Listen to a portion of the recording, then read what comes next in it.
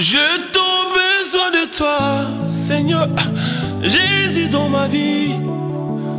J'ai envie de sentir ta présence, Seigneur, près de moi. Auprès de toi, je me sens en sécurité.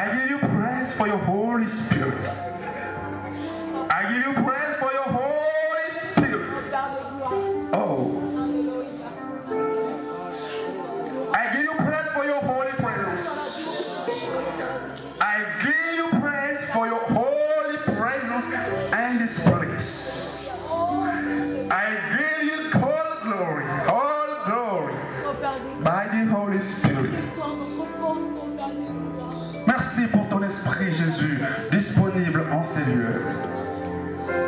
Merci pour ton esprit disponible en ces lieux. Prends contrôle, cher Saint-Esprit. Prends contrôle de ton corps en ces lieux. Prends contrôle de cette pièce. Que tout soit embrasé par la puissance et l'onction du Saint-Esprit. Alléluia. Règne.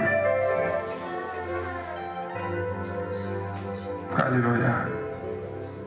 Tous ensemble nous disons gloire et louange à toi Seigneur Jésus. Amen. Amen. On acclame le Seigneur.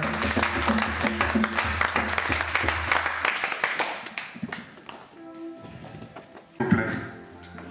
S'il vous plaît. Comblé par la puissance et l'onction du Saint-Esprit. Et croyez que vous qui êtes là, le Seigneur avait prévu depuis l'éternité que vous soyez là.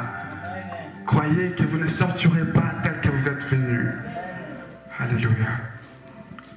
J'ai le nom du Seigneur. Amen.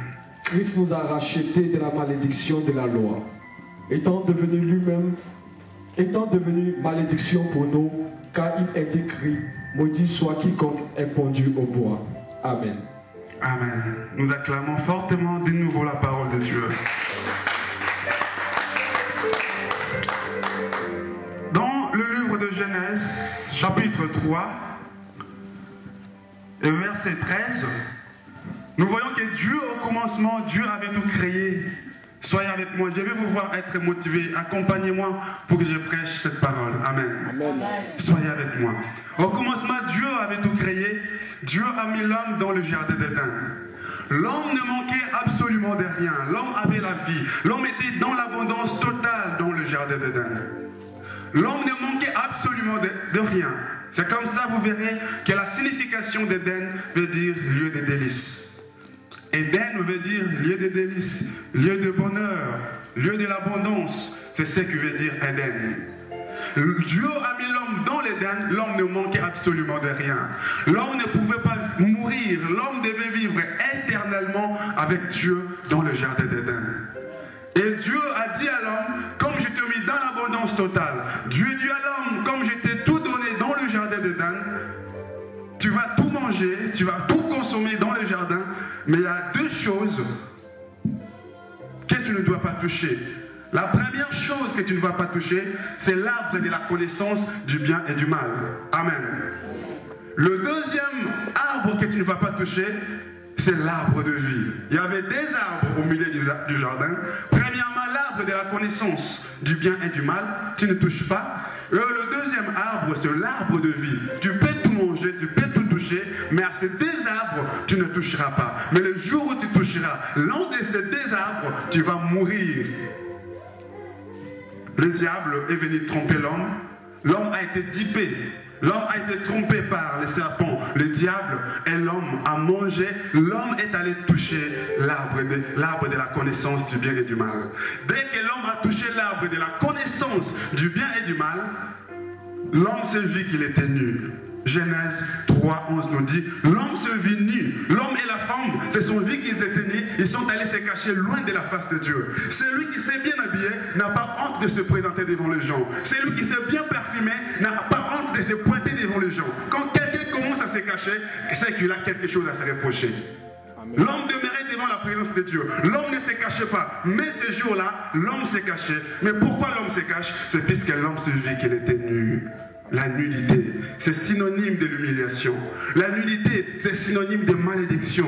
La nudité, c'est synonyme de la bassesse. La nudité, c'est synonyme vraiment de l'enfer, d'être simplifié, d'être chosifié.